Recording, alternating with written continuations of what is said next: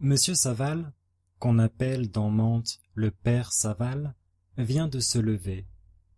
Il pleut. C'est un triste jour d'automne. Les feuilles tombent.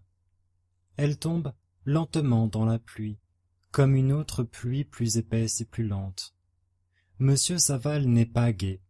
Il va de sa cheminée à sa fenêtre, et de sa fenêtre à sa cheminée. La vie a des jours sombres. Elle n'aura plus que des jours sombres pour lui maintenant, car il a 62 ans. Il est seul, vieux garçon, sans personne autour de lui. Comme c'est triste de mourir ainsi, tout seul, sans une affection dévouée. Il songe à son existence si nue, si vide. Il se rappelle dans l'ancien passé, dans le passé de son enfance, la maison avec les parents, puis le collège, les sorties, le temps de son droit à Paris, puis la maladie du père, sa mort. Il est revenu habiter avec sa mère. Ils ont vécu tous les deux, le jeune homme et la vieille femme, paisiblement, sans rien désirer de plus. Elle est morte aussi. Que c'est triste la vie. Il est resté seul, et maintenant il mourra bientôt à son tour. Il disparaîtra, lui, et ce sera fini. Il n'y aura plus de monsieur Paul Saval sur la terre. Quelle affreuse chose! D'autres gens vivront, s'aimeront, riront. Oui, on s'amusera, et il n'existera plus, lui. Est-ce étrange qu'on puisse rire, s'amuser, être joyeux sous cette éternelle certitude de la mort? Si elle était seulement probable, cette mort, on pourrait encore espérer. Mais non, elle est inévitable, aussi inévitable que la nuit après le jour. 2. Si encore sa vie avait été remplie, s'il avait fait quelque chose, s'il avait eu des aventures, de grands plaisirs, des succès, des satisfactions de toutes sortes. Mais non, rien. Il n'avait rien fait, jamais rien que se lever, manger aux mêmes heures et se coucher. Et il était arrivé comme cela à l'âge de 62 ans. Il ne s'était même pas marié, comme les autres hommes. Pourquoi? Oui, pourquoi ne s'était-il pas marié? Il l'aurait pu, car il possédait quelque fortune. Est-ce l'occasion qui lui avait manqué? Peut-être. Mais on les fait naître, ces occasions. Il était nonchalant, voilà. La nonchalance avait été son grand mal, son défaut, son vice.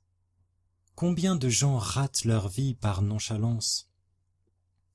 Combien de gens ratent leur vie par nonchalance? Il est si difficile à certaines natures de se lever, de remuer, de faire des démarches, de parler, d'étudier des questions. Il n'avait même pas été aimé. Aucune femme n'avait dormi sur sa poitrine dans un complet abandon d'amour. Il ne connaissait pas les angoisses délicieuses de l'attente, le divin frisson de la main pressée, l'extase de la passion triomphante. Quel bonheur surhumain devait vous inonder le cœur quand les lèvres se rencontrent pour la première fois, quand l'étreinte de 4 bras fait un seul être, et un être souverainement heureux, de 2 êtres affolés l'un par l'autre. Monsieur Saval s'était assis, les pieds au feu, en robe de chambre. Certes, sa vie était ratée, tout à fait ratée. Pourtant, il avait aimé lui. Il avait aimé secrètement, douloureusement et nonchalamment, comme il faisait tout. Oui, il avait aimé sa vieille amie Madame Sandre, la femme de son vieux camarade Sandre. Ah, s'il l'avait connue jeune fille! Mais il l'avait rencontrée trop tard, elle était déjà mariée. Certes, il l'aurait demandée, celle-là, comme il l'avait aimée pourtant, sans répit, depuis le premier jour. Il se rappelait son émotion toutes les fois qu'il la revoyait, ses tristesses en la quittant, les nuits où il ne pouvait pas s'endormir parce qu'il pensait à elle. 3. Le matin, il se réveillait toujours un peu moins amoureux que le soir. Comme elle était jolie, autrefois, et mignonne, blonde, frisée, rieuse, Sandre n'était pas l'homme qu'il lui aurait fallu. Maintenant, elle avait 58 ans. Elle semblait heureuse. Ah, si elle l'avait aimé, celle-là, jadis, si elle l'avait aimé. Et pourquoi ne l'aurait-elle pas aimé, lui, Saval, puisqu'il l'aimait bien, elle, madame Sandre?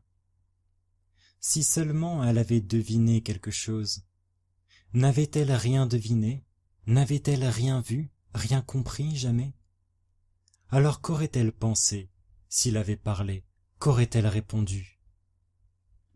Et Saval se demandait mille autres choses. Il revivait sa vie, cherchait à ressaisir une foule de détails. Il se rappelait toutes les longues soirées d'écarté chez Sandre, quand sa femme était jeune et si charmante. Il se rappelait des choses qu'elle lui avait dites, des intonations qu'elle avait autrefois, des petits sourires muets qui signifiaient tant de pensées. Il se rappelait leurs promenades à trois, le long de la Seine, leur déjeuner sur l'herbe, le dimanche, car Sandre était employée à la sous-préfecture. Et soudain, le souvenir net lui revint d'un après-midi passé avec elle dans un petit bois le long de la rivière. Ils étaient partis le matin, emportant leurs provisions dans des paquets. C'était, par une vive journée de printemps, une de ces journées qui grisent. Tout sent bon, tout semble heureux. Les oiseaux ont des cris plus gais et des coups d'ailes plus rapides. On avait mangé sur l'herbe, sous des saules, tout près de l'eau engourdie par le soleil. L'air était tiède, plein d'odeurs de sève. On le buvait avec délice. Qu'il faisait bon, ce jour-là. 4. Après le déjeuner, Sandre s'était endormi sur le dos. Le meilleur somme de sa vie, disait-il en se réveillant. Madame Sandre avait pris le bras de Saval, et ils étaient partis tous les deux le long de la rive. Elle s'appuyait sur lui, elle riait, elle disait « Je suis grise, mon ami, tout à fait grise. » Il la regardait, frémissant jusqu'au cœur, se sentant pâlir, redoutant que ses yeux ne fussent trop hardis, qu'un tremblement de sa main ne révélât son secret. Elle s'était fait une couronne avec de grandes herbes et des lys d'eau, et lui avait demandé « M'aimez-vous comme ça ?» Comme il ne répondait rien, car il n'avait rien trouvé à répondre, il serait plutôt tombé à genoux, elle s'était mise à rire, d'un rire mécontent, en lui jetant par la figure « Gros bête, va, on parle au moins !» Il avait failli pleurer, sans trouver encore un seul mot. Tout cela lui revenait maintenant, précis comme au premier jour. Pourquoi lui avait-elle dit cela? Gros bête, va, on parle au moins. Et il se rappela comme elle s'appuyait tendrement sur lui. En passant sous un arbre penché, il avait senti son oreille, à elle, contre sa joue, à lui, et il s'était reculé brusquement dans la crainte qu'elle ne crût volontaire ce contact. Quand il avait dit « Ne serait-il pas temps de revenir ?» elle lui avait lancé un regard singulier. Certes, elle l'avait regardé d'une curieuse façon. Il n'y avait pas songé, alors, et voilà qu'il s'en souvenait, maintenant. « Comme vous voudrez, mon ami. Si vous êtes fatigué, retournons. » Et il avait répondu « Ce n'est pas que je sois fatigué, mais Sandre est peut-être réveillée maintenant. » 5. Et elle avait dit, en haussant les épaules, « Si vous craignez que mon mari soit réveillé, c'est autre chose. Retournons. » En revenant, elle demeura silencieuse, et elle ne s'appuyait plus sur son bras. Pourquoi? Ce pourquoi-là, il ne se l'était point encore posé. Maintenant, il lui semblait apercevoir quelque chose qu'il n'avait jamais compris. Est-ce que...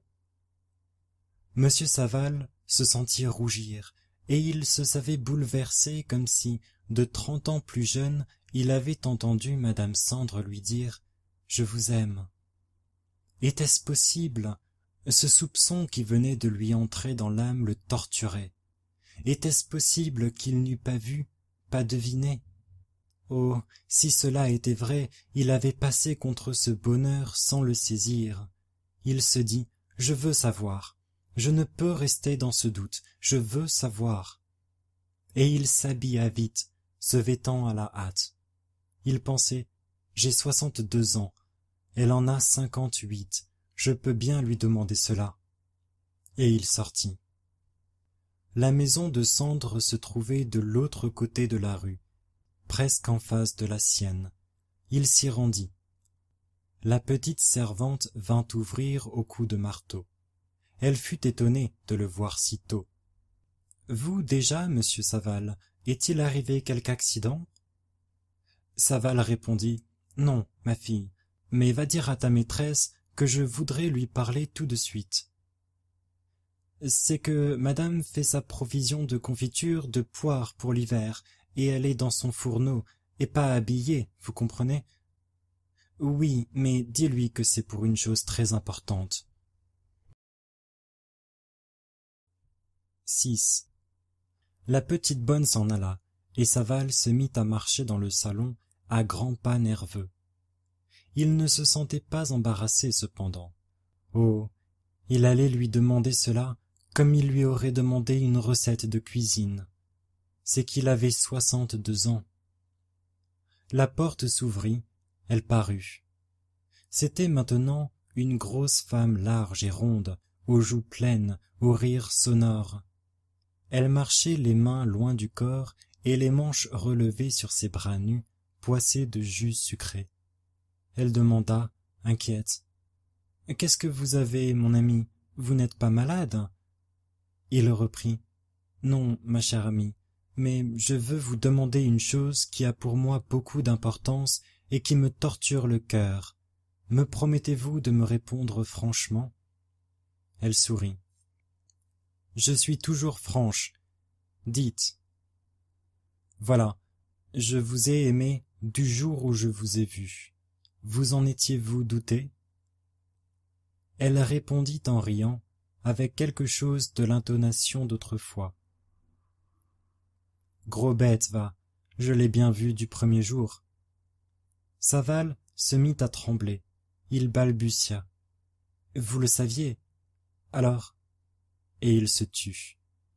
Elle demanda. « Alors, quoi ?» Il reprit. « Alors, que pensiez-vous? Qu'auriez-vous répondu ?» Elle rit plus fort. Des gouttes de sirop lui coulaient au bout des doigts et tombaient sur le parquet.